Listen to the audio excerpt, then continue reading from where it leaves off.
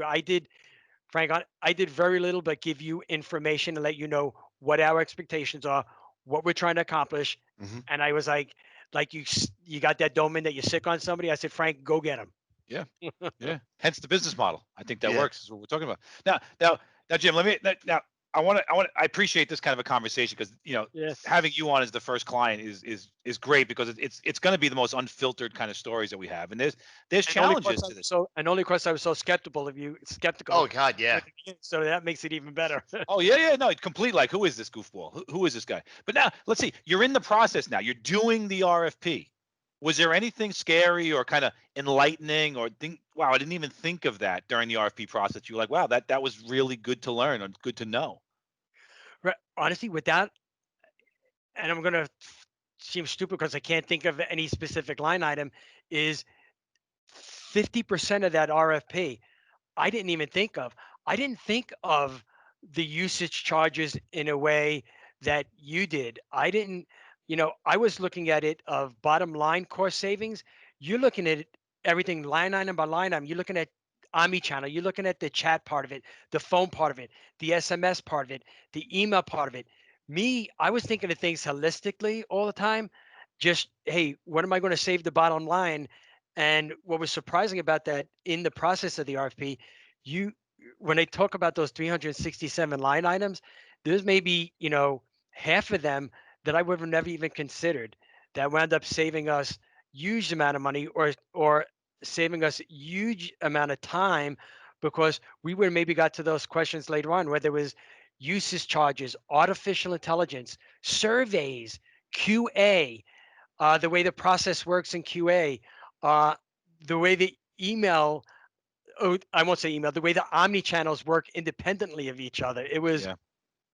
that, like I said, it made me realize that I went from an expert to a novice because I was an expert in saving money and beating people up on the bottom line, but I definitely wasn't an expert on the other people. I'll give you one real example. If it wasn't for Cloudlink, I probably would be paying 50 to 75 cents per survey every time we want to survey a customer on the phone call, because that's where we were used to paying with another vendor. And I didn't even realize that I could potentially get it for nothing through this process is, Frank didn't ask, hey, sir, what's the charge for surveys? He goes, okay, well, this comes with the license that we're thinking about purchasing, right? And it he did it like a negotiation to where I would have probably did it at the back end. I mean, the back end, he did it on the front end, and Sure.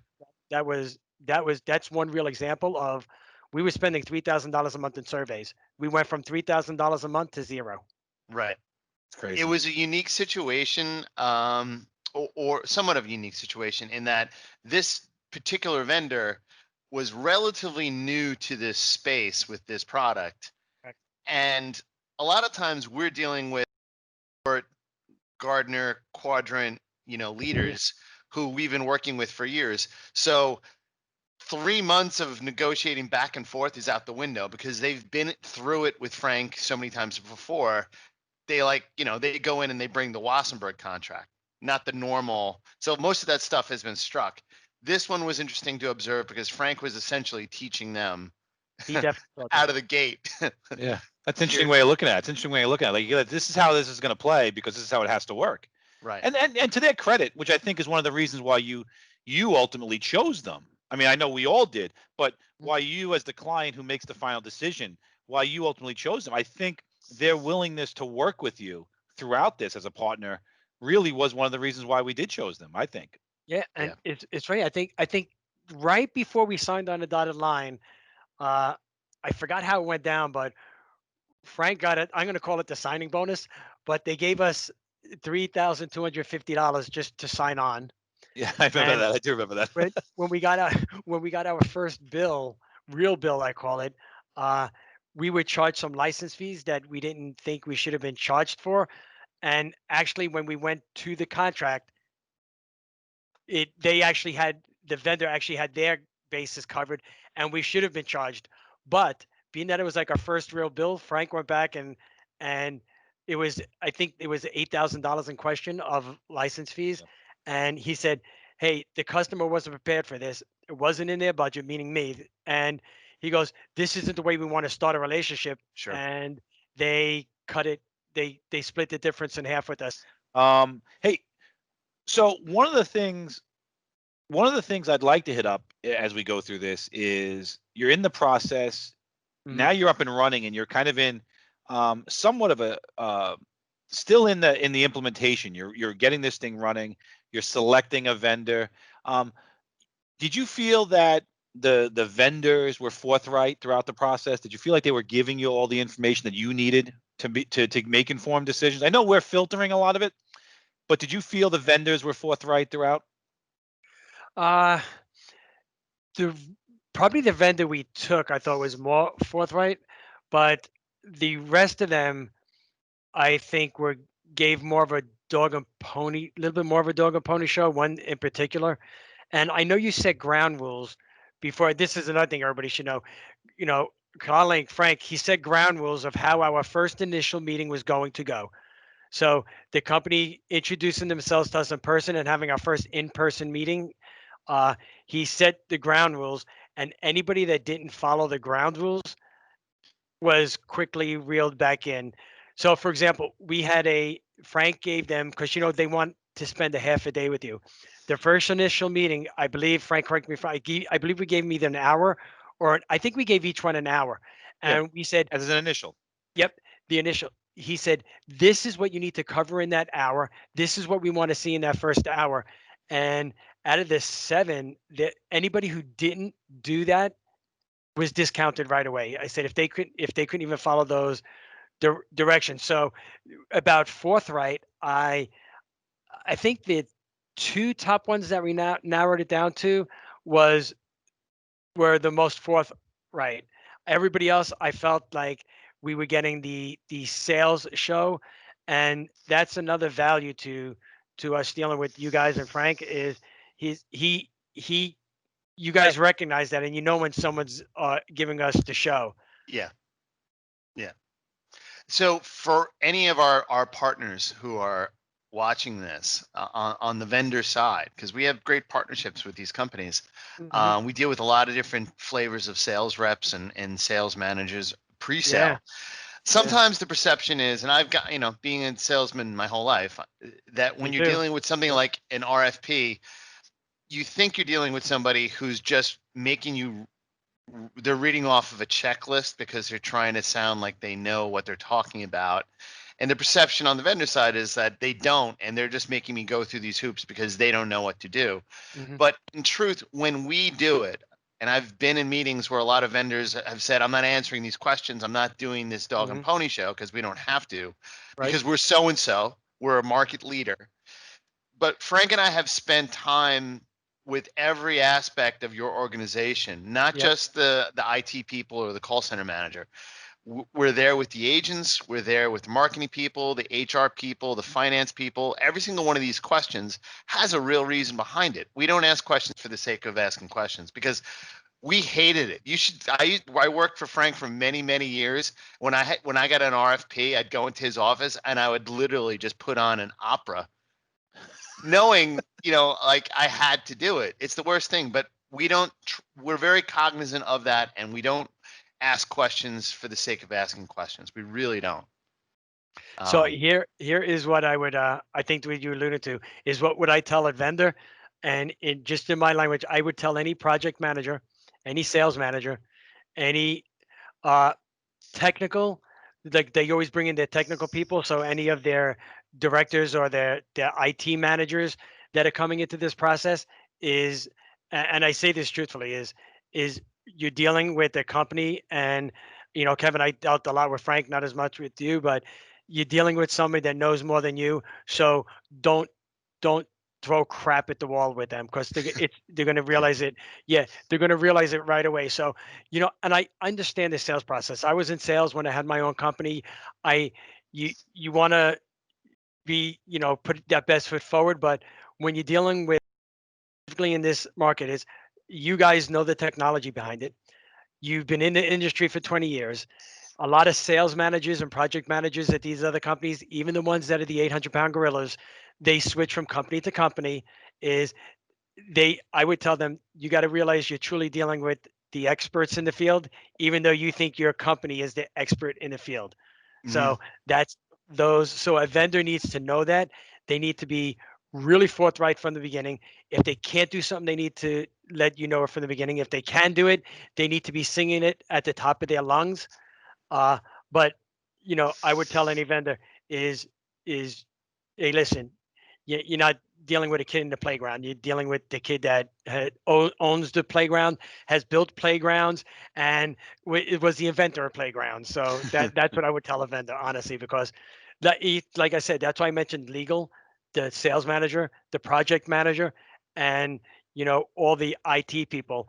There's nothing that you guys have not been able to address or are very, very knowledgeable of. So these vendors got anybody who chooses you and then starts going to a vendor, they just better hold on tight, buckle themselves up, and and it's going to be like that roller coaster that goes and does those loop de loops. Yeah. Hey, Jim. So I find this conversation great for a whole bunch of reasons, but Mm. as we go forward with this, I think people are very nervous about getting to the point where they're at a steady state because it seems so far down the road. You picture you're that person now. You're sitting there and you're looking at this and you're going, all right, my boss just came in and said we've got the budget for a new contact center. Mhm. Go. The thought of being up and running to them could be years away. Like you said, it could be 18 months away before you think you're ready to go. Once you let's give them a little forward thinking advice here. Yeah. Once you've completed the process, like let's take your example for it. Once you've completed the process, what efficiencies or process did you take advantage of improving? Oh, right away is the artificial intelligence, the metric reporting, and if I can say this, the way you started off is anybody who's thinking you're talking about the 18 months, you got to realize, and I know I haven't said this yet, even for any vendor, the vendor we chose never been through a 100% remote Oh yeah. integration, hmm right? I don't know if you guys ever been through it. I've never been through one. We and I can't say this enough.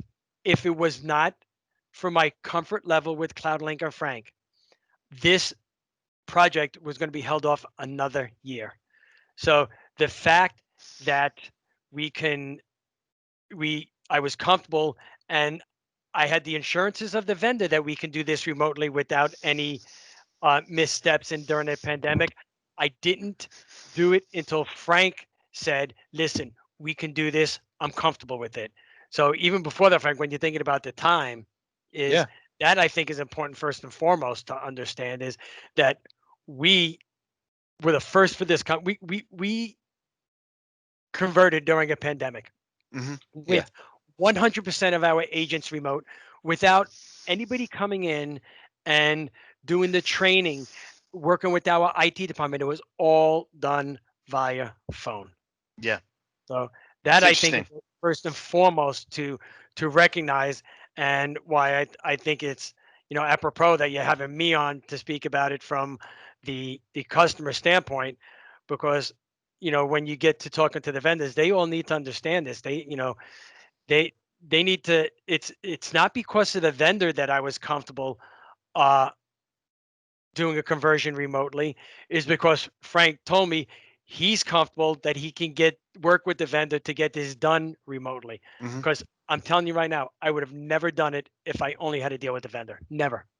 And no, and it's valuable, Kevin, because when you and I talked about this project, don't think Kevin and I didn't spend have a couple drinks thinking about how this was going to get done properly. And one of the biggest things was everybody everybody has a plan until you get punched in the nose, and the pandemic punched everybody in the nose. And we really sat there and said, is the documentation from the vendor solid? Is their plan good? Are the people good? Is Jim's team ready to do this? How Mhm. big a chunk are we going to have to change at once? And I think you were great about setting it up so that you could do things in stages, but we had to go fast. But we did it Yes. in stages. We did it right. We didn't bite off more than we could chew. And things like the chat, the AI for chat, which we were able to put to the back burner for the first chunk of go live, we were able to spend more time on it because we were able to get the easy stuff done up front. And I think that was a testament to you, to the plan, and as well, I don't want to take credit away from the vendor who was willing to work their tail off for us. Yeah, and not just that is working with, because of the pandemic, the vendor that I was dealing with, my contract was supposed to end, I think it was June, the end of June. Frank worked with me to help me tell them what to say to get a 30-day extension, so I can have more time to figure out whether I was going to stay with the current vendor for another Mhm. year or longer, or go through the conversion. So, but when people, what people got to realize too is when Frank says move fast, I want to define move fast, because I think from the time we finally signed the contract, which was a long process, legal on both ends, uh, because Frank kept on going back and said, no, this is not what you said, redline it, you guys didn't change this. From what I remember, this is just recent, is we had about less than 60 days to do this Mhm. from the time we actually signed the contract. And that's just, and then on top of that, doing it during a pandemic. So I don't want people to think, I think it's important that we defined what fast meant, and it was less than 60 days we had to pull this off. And so when Frank says, yeah, we did it in stages, but we had to come up with those stages within 60 days during a pandemic.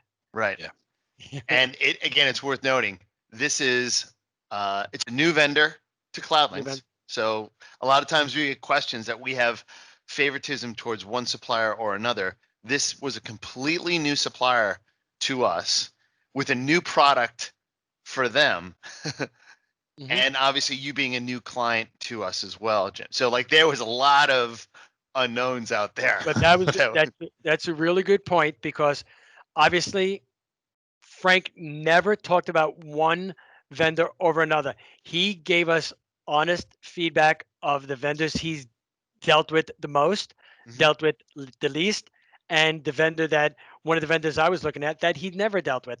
So I Frank was able to, and you guys were able to bring in your knowledge of one of the vendors that we were looking at, Mhm. and I never felt like I was being pushed towards that vendor. At the end of the day, to your point, Kevin, is we all went with the vendor we had the least knowledge of, but were the most comfortable with. Right. You know, Right. there's I people got to realize, whether from a customer side or the vendor side, you know,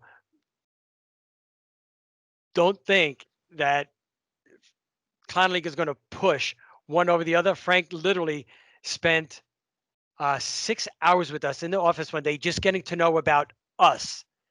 And then he probably ruled out two other vendors that right from the beginning, these aren't the vendors for you.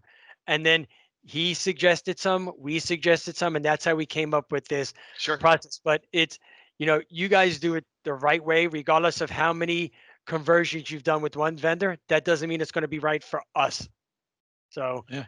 that Now, was really cool there, because Frank, even in the beginning, I was like, all right, this guy dealt with this vendor. Yeah, I know the vendors he's going to be pushing, but you never jammed anything down my throat and except that's what food. everyone. Wine. That's So that's what everyone always. There is a concern around that, especially with our model of how we're going to do that. And at the end of the day, we've been at this now. How long have we been working together now, Jim? It's been since October 2019. So October 2019 to basically October 26th when we're doing this podcast. And we're getting our first commission check, just so you know, as an FYI, at the end of this month. So what's funny about that, I remember I asked you that a long time ago, is what customers need to understand is, and the vendor not as much, customers need to understand is, Frank is going through this process with us, and we keep on going back and forth. I started getting worried that Frank and Cloudlinx is going to say, you want to know something? This is taking too long. We're out. And I Not was even worried, close, Jim. You're but not even in the ballpark. not not even get. I don't. People need to realize that you guys are going to do whatever it takes to get to the end of the end of the Yeah. road and to close the deal. And to your point, Frank, is I even asked you one time. I said, "Hey Frank, what are you getting out of this? Can I send you to dinner? Can I give you dinner? As a matter of fact, I'm sending you to my nephew's restaurant, which you haven't taken advantage As of yet." soon as Yeah. it opens up, man, as soon as my wife isn't terrified of leaving the house. Trust, But trust me, yeah, I it's mean, not because of lack of intent at all on that one, Jim. Yeah, yeah, and believe me, he's gonna lose when he gets me at my food bill. realize this too is I know at the end of the day, you guys gotta make your money. You know, you deal with the vendor, and whether some of that comes out of you know the deal we negotiate with us. Let me tell you something. The money you guys save me every month, right? Which right now is probably, I'm guessing, to the tune of 6-7 grand a month, plus the discounts that you got us. Even if, and I don't know, because I really don't ask because I don't want to know. Even if there's something hidden in the vendor's bill to us, where it's a couple of $100 a month, $1,000 a month, whatever it is, it was to me well worth it. I don't know how the deals are Sure. structured, Thank or you. but to To me, be it's clear, there isn't. There 100% isn't, and but the vendors would back us up on that. We something, and wish then there was. We wish there was. Don't get me wrong. I wish there was. So then, Jim, like the $1 million question, because I got a couple more I want to I'll hit you up on, but the $1 million question is: are the agents happy with the solution? Are your enablers, the people that carry your mission statement for it, are they happy with what you did? So what's really cool was, I'm going to start negative, then go positive.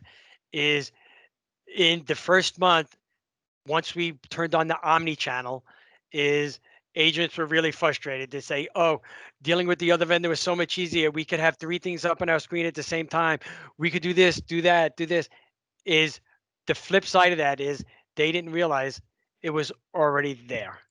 Right. So specialists, sometimes they see a system change and they know that leadership did it, and they're not asking the question, so they're afraid to bring you issues. So there was one issue with chat where they said, "Oh, dealing with chat with the other vendor was a lot different. It was a lot easier than doing chat with the way we're doing it now." We said, "Well, what's the issue?" Right? And then they told us what they needed about seeing things on multiple screens. It was literally one little maximize button that they had to press.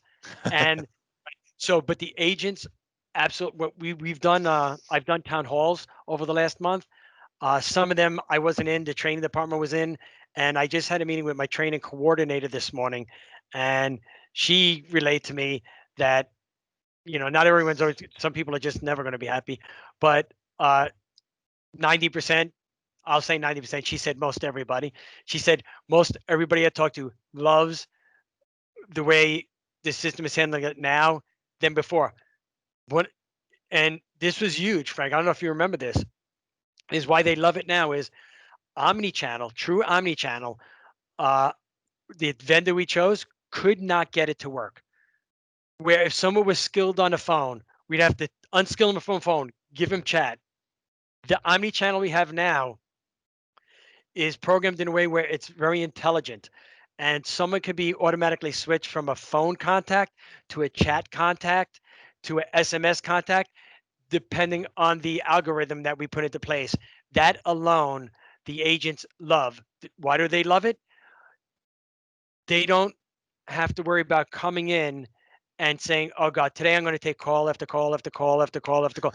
It may be 10 calls, then 5 chats, then an SMS. So they, from an agent experience, they get a break because we were able to create an algorithm that has the omni-channel working perfectly with this vendor. So uh, that I'm surprised we didn't touch on this already, Frank. That's something that Frank and the vendor and us spent a lot of time on, Oh was the yeah. omni-channel capabilities of Yep. this system.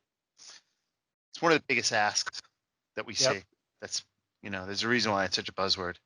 So the agent, Um, so the agents are loving those two aspects of it: the ease of use now, and the omni-channel aspect, and the fact that they can communicate within the system to each other a lot easier. That's huge. is there anything, Jim, beginning to end, that you would have done differently in the process? Yeah, and I think me and Frank are going through it now. Not that by no means is it broke. It's just that there's a lot of work into it. I think me and Frank, I don't want to speak for you. At least me, I would have really explored more the artificial intelligence capabilities up front. And not that this vendor has all the capabilities, but we didn't realize the scope of what's needed to have it working efficiently and get it working the way we need to. So if we would have did more exploration in the beginning, we probably could have did more uh, legwork on our side at that time to present it now. So right now we're doing a lot of the legwork where we probably could have had it done before. By no means is it a pain point for me. It's just if knowing that I want 25% of all my contacts to be helped, to be serviced through self-help or artificial intelligence or chatbots, which is all the same thing, is is exploring that more in the beginning. Yeah. Yeah. So There's things you have to uncover, which scoping it is a challenge. And then getting the details together is a challenge at times. And then the vendors can say yes at times and still not yep. understand it. So I think that is a challenge to uncover, Kev. That's something that we are dealing with right now, that we're still dealing with. But it's going well because, gosh, they're still willing to work and get it to where we need it to be. And they came up with we had a little roadblock with our self-help feature, and Yeah. within a week we had a different resolution, and we were able to uh, implement self-help in another delivery channel, which was text. So we were trying to do it in a chatbot. Right now, again, that's why I said a lot of legwork in the beginning. There's a lot of work that goes into it.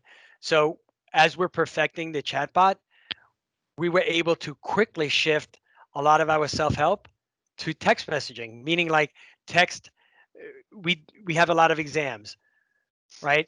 And a lot of our call volume is about exams. Did I pass my food safety exam, right? Did I pass my manager exam? So now someone could go to the phone, text the word results to a number, and they will get their results. They never have to call us. So we were able to do this system also was able to give us workarounds. So if you're really going to move towards a lot of artificial intelligence, really explore that in the beginning and do your legwork in the beginning and make sure you have a vendor that is just as passionate about AI as you are. Now, I've got two more questions, Kev, that I want to hit them up on that I think are important. One, the advice to give to somebody. You've been through it. Now you're on the other end of the tunnel and you're looking backwards to Jim 6 months ago, 7 months ago. What advice would you give to somebody just as they're getting started on this process before they even get going? You know, it's really cool because I wrote it down when you said it. You said, hey, what you said was, hey, when your boss comes to you and you get your budget, and then you start thinking of what you're going to do with it. Are you going to move to a company? I would say anybody who's in my position or anybody who's an IT professional, anybody who's thinking that they may need a different cloud-based solution, at least coming up within the next year, even before you know your budget, reach out early. So if you know me, I only started with the organization, so I couldn't reach out to you early. If you reach out to Cloudlinx earlier, even before you know you want to move, even before you have the budget, that's going to help you. You may not be having a lot of meetings with them, but at least Frank, Kevin, they can do their work knowing that, hey, this is a potential customer. Let's start learning more about the organization. Let's start seeing what their needs are. Let's see where they go and just keep in touch with Cloudlinx until your boss finally comes to you and says, you got the budget now. It's Right. in there. So my advice would be, would do it before you know you need it. Right. So one of the things that I found in talking to clients is that they almost want to do that, but they know once you start talking with sales representatives from these providers, it's like the hounds are unleashed. And there's some trepidation there because the moment you talk to a sales rep, now it's like I'm being held to account on a monthly basis on when we're making decisions. Another part of this business model that we wanted to productize to take that out of it completely. Yeah.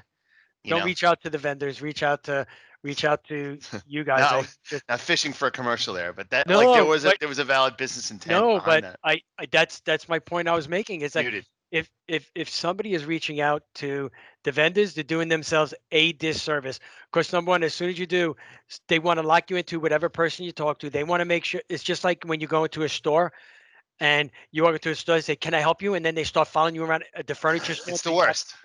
Yeah. So what I always tell them, I say, when I walk in, I say, "Listen, you're the first person I saw. When I'm going to buy something, I'll come to you." Yeah, I'll but do what you you're already like now you're working for that person. Now But you so now, so take that part of it out of it.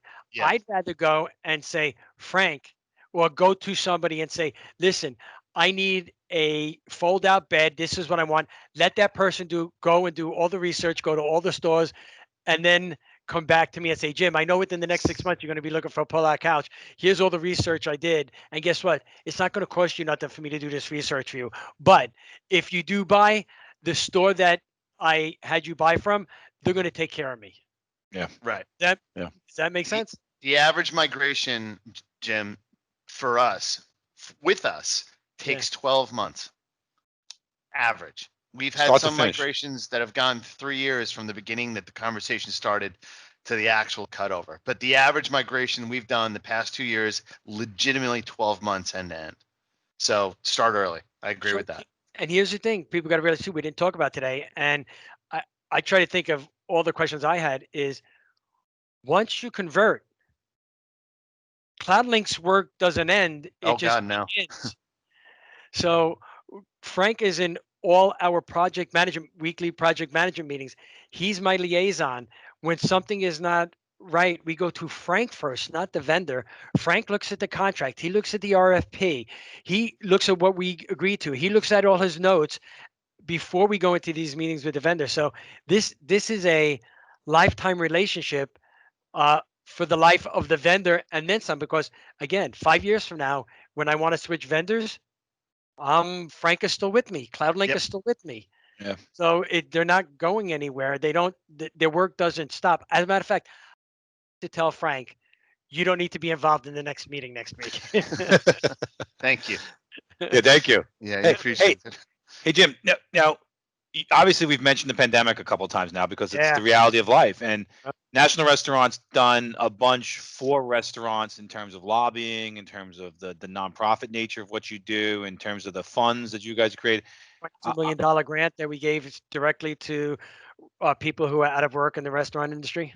Yeah, that's huge. So, I mean, is there any? Can you do you off the top of your head? I know we're getting you on the spot here, but I'd like to put the website up, maybe show that throughout this, but maybe can you point somebody to the place they wanted to go? Like I bought that Pepsi shirt from Sevenly when it was out there, which was cool because it was some good news with Krasinski, who I liked. He did Yeah. a great job of that during the pandemic. But is there any place you'd want to point people to where they could make a donation to the fund and help people out that, obviously help their local restaurants? Right. So the fund is right now closed, right? But we do open up. But if you go to restaurant.org, you'll see our main website. You'll see our uh, advocacy group. You'll see our education foundation, and we always post things in there. We just don't arbitrarily take uh, donations, but when when we have grants. Absolutely, we advertise the heck out of it. I know, Guy Fieri. He was the one who was involved Hmm. in the $22 million grant that we had. And it's we gave all that money, but you realize too that once we opened that up, our websites were crashing so fast. There was there was millions and millions of people trying to get into that to apply for that grant, and it's just, in this day and age, we would have needed billions and billions of dollars to be able to give everyone that Sure. $500 Sure. grant. So Oh, yeah, if definitely restaurant.org, and we do a lot of really good things. We help high school students, we help college students, and again, we just keep people working. We provide all the training, education that people Hmm. need. You can do with the hotel industries. So you can go on and we get you certifications that are going to help you move up in hotel hospitality. And obviously our main arm is the definitely the restaurant industry. that's great. That's great. Well, we've kept you now way longer than I thought we would, mostly because you were saying good things about us, so I don't want to ever stop that train. But hey, Kev, is there anything you want to close out on, or anything you think of? Because I do. I No, know no, Jim. I think get to work. it's been great working for the National Restaurant Yeah. Association during this time, and our prayers are with everyone in the restaurant industry going into 2021. We know it's going to be a tough winter, But no one appreciates the work that restaurants do more than Frank and I. And we wish you the best. And Yeah, and I appreciate that. And like I said, just you're more than welcome to give my personal email or my business email out to anybody. My name, my number, Frank. You have all my contact information. This is something I'm passionate about, and I went from being a 100% skeptic to a 100% advocate of you guys. So, anybody wants additional information, please reach out to me, and I'll give you the lowdown. I'll give you the skinny. I'll answer any question you have. Uh, honestly. thank Well, you that's so great. much, Jim. We appreciate it. Well, Right. Jim, let's let you go. I got to tell you, thank you so much for the time today. These are the kind of conversations we're going to push to, especially as we keep going with clients. Now, you're the first, you're the pioneer. Thank you very much for it. Everybody, make sure you subscribe to the channel, and we'll get everything going very quickly. Experts in the field. I'll leave you with the sticky note. Experts in the field. I love it. I love it.